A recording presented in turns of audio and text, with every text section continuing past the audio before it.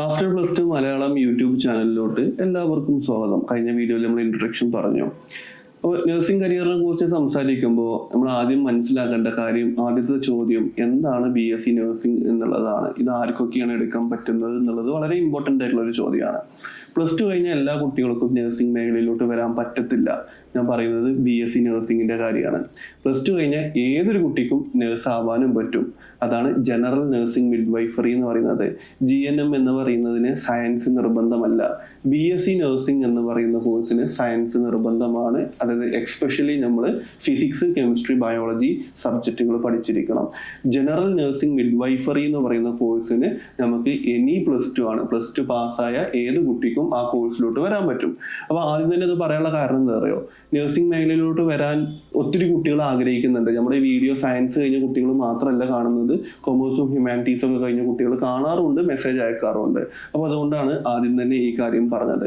അപ്പോൾ ആദ്യത്തെ കാര്യം, BSc നഴ്സിംഗ് എന്ന് പറയുന്ന കരിയറിനെ കുറിച്ച് സംസാരിക്കുമ്പോൾ, അല്ലെങ്കിൽ നഴ്സിംഗ് എന്ന് പറയുന്ന മേഖലയെ കുറിച്ച് സംസാരിക്കുമ്പോൾ അതിൽ വളരെ ഇമ്പോർട്ടൻ്റ് ആയിട്ടുള്ള ഒരു കാര്യമാണ് അതിൻ്റെ കരിയർ ഓപ്പർച്യൂണിറ്റി എന്ന് പറയുന്നത്.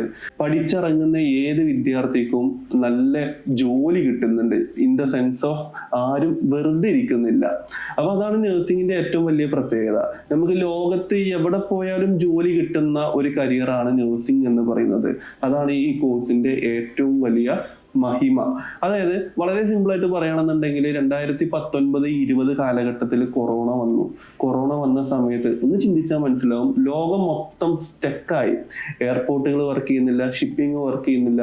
എന്തിന്, നമുക്ക് നമ്മുടെ വീട്ടിൽ നിന്നും പുറത്തോട്ടേക്ക് വരെ ഇറങ്ങാൻ പറ്റാത്ത ലോക്ക്ഡൗൺ സിസ്റ്റത്തിലോട്ട് വന്നു. അന്ന് പോലും ഹോസ്പിറ്റലുകളിൽ നിരന്തരം ജോലി ചെയ്തിരുന്ന ഒരു കരിയറാണ് നഴ്സിംഗ് എന്ന് പറയുന്നത്. അറിയാലോ, നഴ്സിംഗ് പഠിച്ചു കഴിഞ്ഞതിന് ശേഷം ഇത്രത്തോളം സാധ്യതകൾ ഉണ്ട് എന്നുള്ളത് തിരിച്ചറിഞ്ഞത് നമ്മൾ കൊറോണ കാലഘട്ടത്തിലാണ്. അപ്പോൾ ഞാൻ മനസ്സിലാക്കിയെടുത്തോളം നഴ്സിംഗ് എന്ന് പറയുന്ന പ്രൊഫഷനിൽ കുറച്ചും കൂടെ വാല്യൂ മലയാളികൾ കണ്ടു തുടങ്ങിയത് ആഫ്റ്റർ കൊറോണയ്ക്ക് ശേഷമാണ്. അപ്പോൾ കൊറോണയ്ക്ക് ശേഷം നഴ്സിംഗ് പഠിക്കാൻ വരുന്ന കുട്ടികളുടെ എണ്ണത്തിലും വളരെയധികം മാറ്റമുണ്ട്. ഇത് പറയാനുള്ള കാരണം എന്താ അറിയോ? കൊറോണയ്ക്ക് മുമ്പ് കേരളത്തിൽ ആകെ 4000-ൽ താഴെ സീറ്റുകൾ മാത്രമേ BSc നഴ്സിംഗിന് ഉണ്ടായിരുന്നുള്ളൂ. ഇപ്പോൾ നിലവിൽ 2025 കണക്ക് പ്രകാരം 9000-ലധികം, അതായത് ഏകദേശം 10,000-ഓളം സീറ്റുകളാണ് BSc നഴ്സിംഗിന് ഇന്ന് കേരളത്തിൽ അവൈലബിൾ ആയിട്ടുള്ളത്. അപ്പോൾ നഴ്സിംഗ് എന്ന് പറയുന്ന പ്രൊഫഷന് സ്കോപ്പ് കൂടുന്നതിനനുസരിച്ച് നഴ്സിംഗ് സീറ്റുകളുടെ എണ്ണത്തിൽ വർധനവ് വന്നിട്ടുണ്ട്. അപ്പോൾ ഇതിനെ കുറിച്ചിട്ട് നമുക്ക് ഡിസ്കസ് ചെയ്യാം.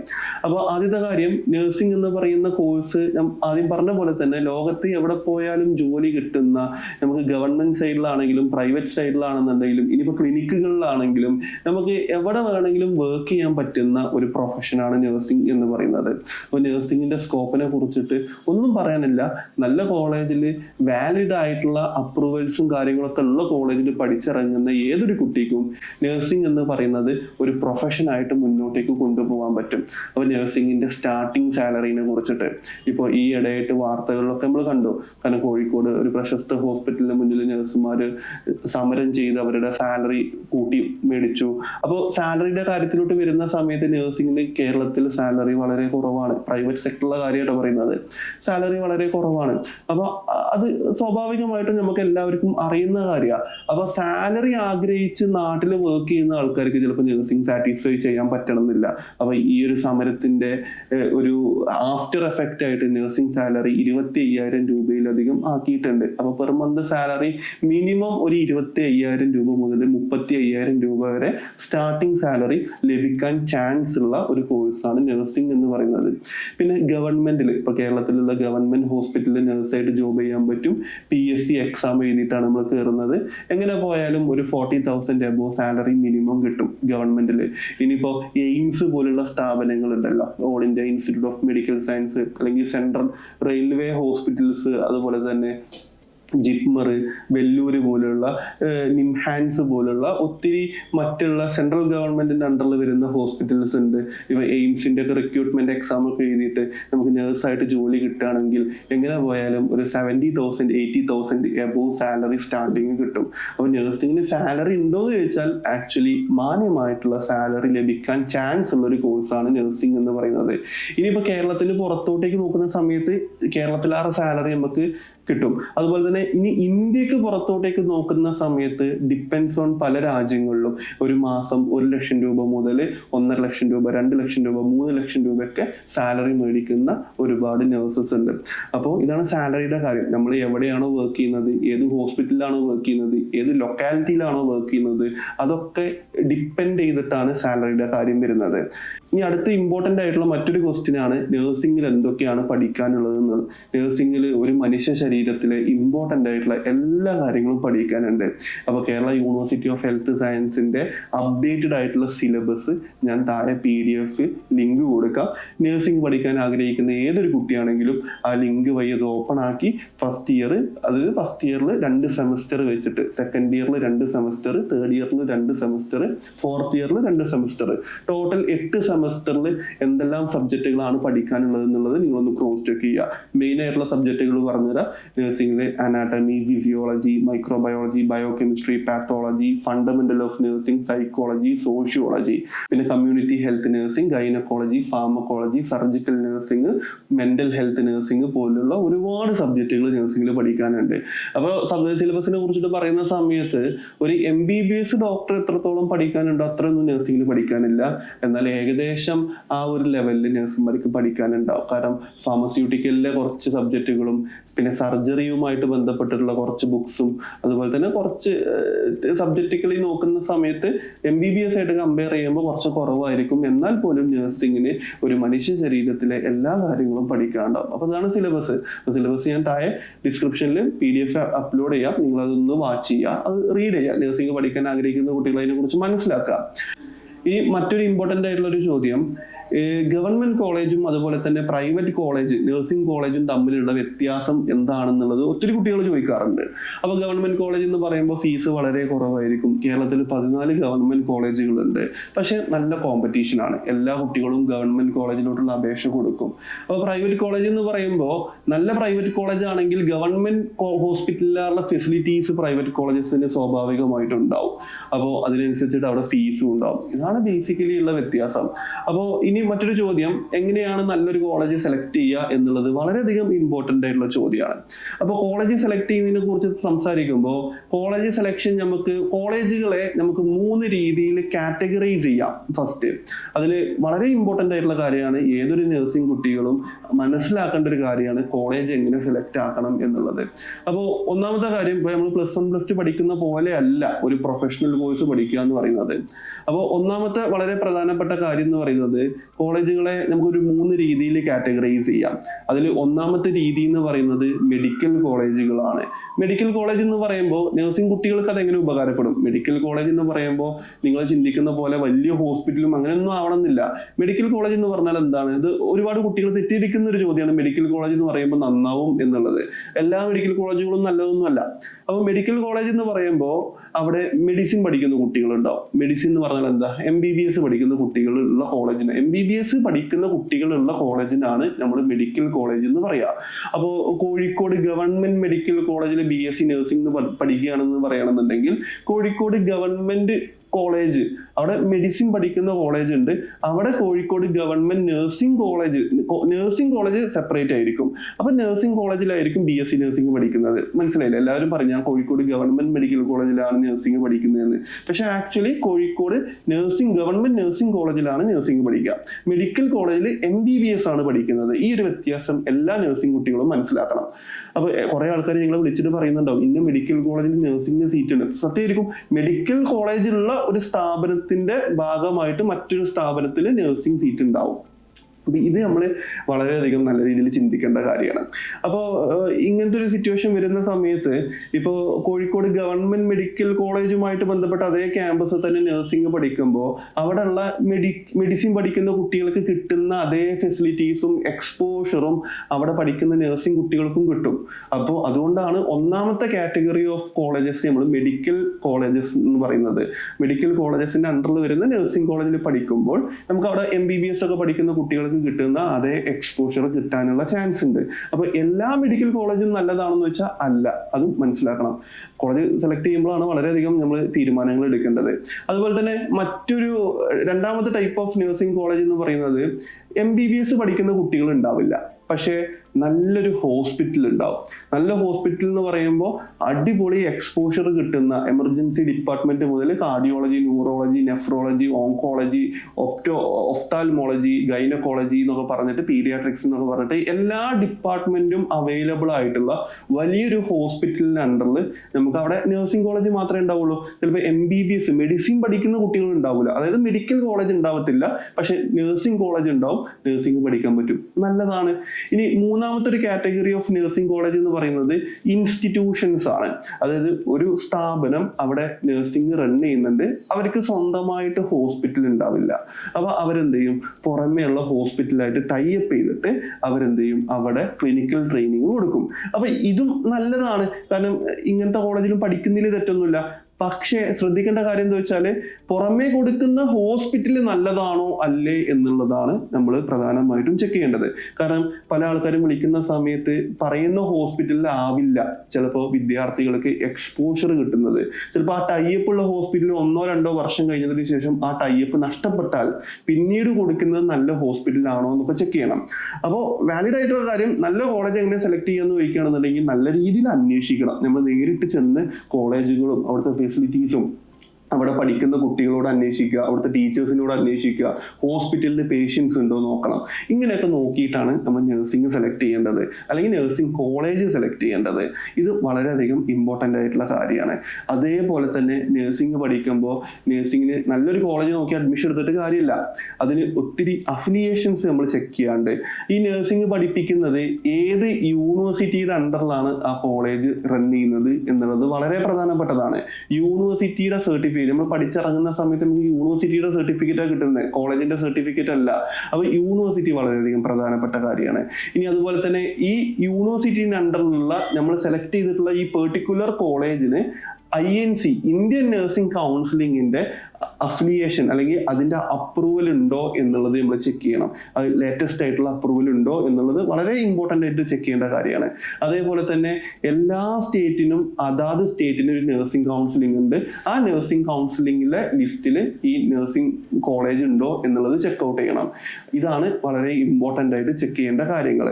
അതേപോലെ തന്നെ യൂണിവേഴ്സിറ്റി ചെക്ക് ചെയ്യണം, INC ഉണ്ടോ എന്ന് ചെക്ക് ചെയ്യണം. അതുപോലെ തന്നെ ഈ കോളേജിന് അതാത് സ്റ്റേറ്റിന്റെ നഴ്സിംഗ് കൗൺസിലിംഗ് ഉണ്ടോ എന്നുള്ളതും ചെക്ക് ചെയ്യണം. ഇത്രയും കാര്യങ്ങളാണ് പേപ്പർ വർക്കിൽ ചെക്ക് ചെയ്യേണ്ടത്.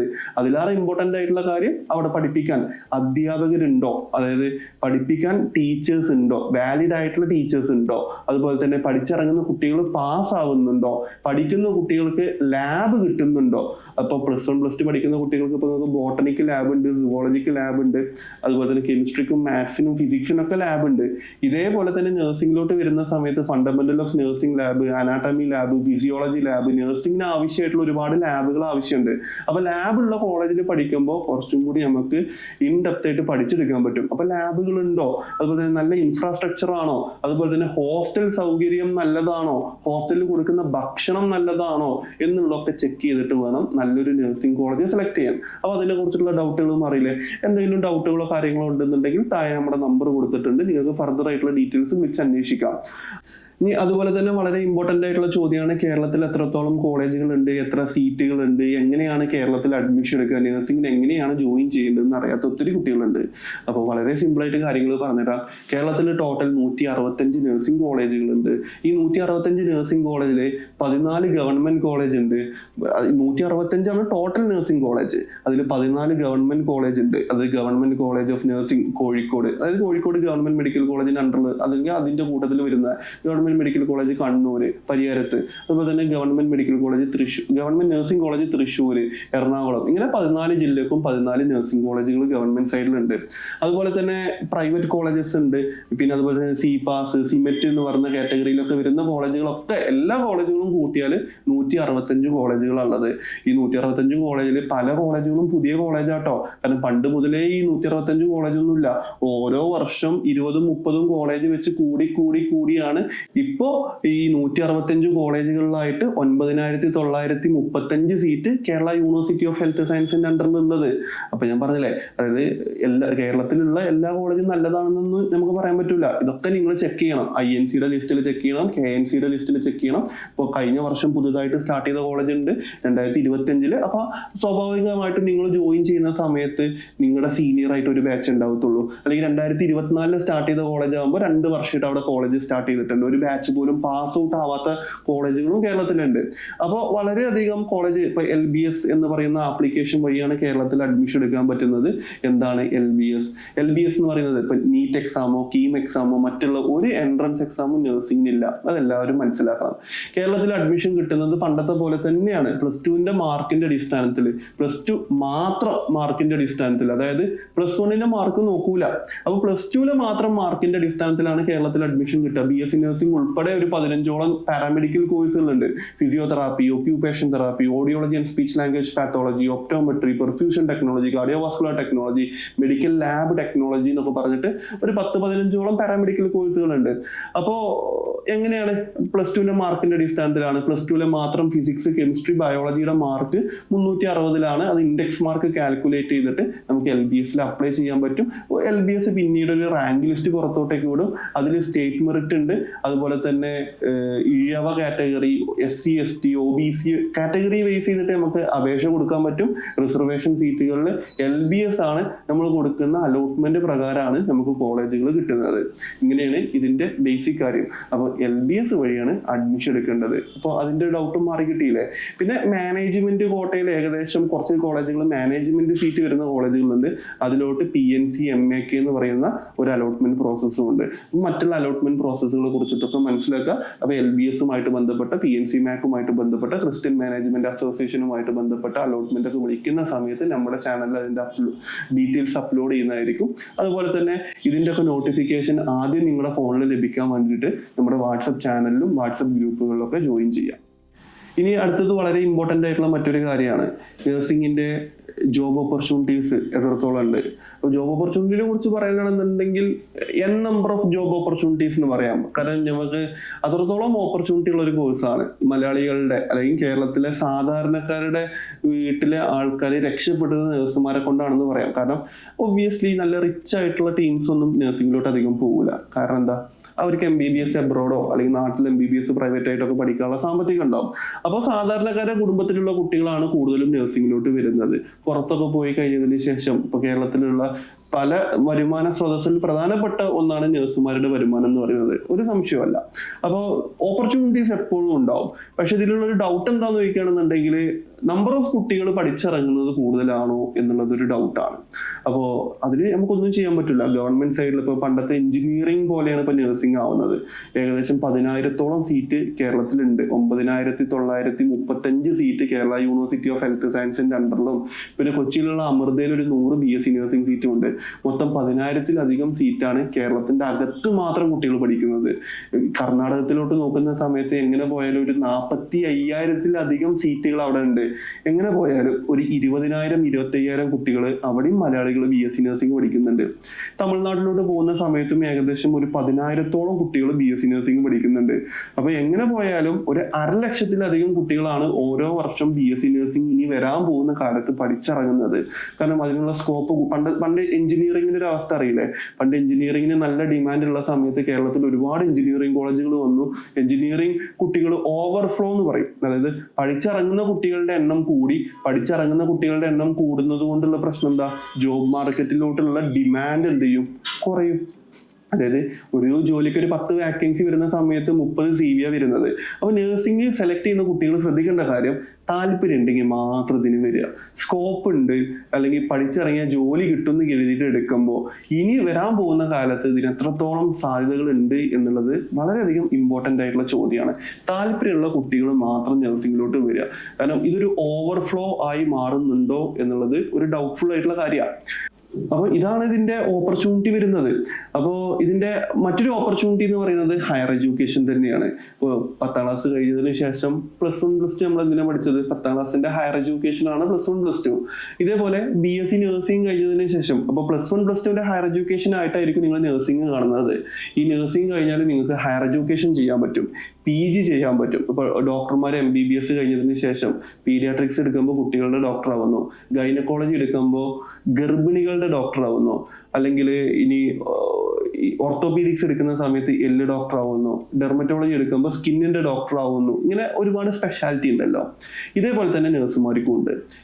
BSc നഴ്സിംഗ് കഴിഞ്ഞതിന് ശേഷം MSc നഴ്സിംഗ് ചെയ്യാൻ പറ്റും. അതിൽ തന്നെ mental health nursing, medical surgical nursing, general nursing, അങ്ങനെ നഴ്സിംഗ് തന്നെ ഒരുപാട് സ്പെഷ്യാലിറ്റീസ് ഉണ്ട്. ഇതൊക്കെ നിങ്ങൾക്ക് ഈസിലി ഗൂഗിൾ ചെയ്ത് നോക്കിയാൽ കിട്ടുന്ന കാര്യങ്ങളാണ്. അപ്പോൾ ഹയർ എഡ്യൂക്കേഷൻ വളരെയധികം ഇമ്പോർട്ടൻ്റ് ആയിട്ടുള്ള കാര്യമാണ്. അതുപോലെ തന്നെ മറ്റൊരു ഇമ്പോർട്ടൻ്റ് ആയിട്ടുള്ള കാര്യം, ഇനി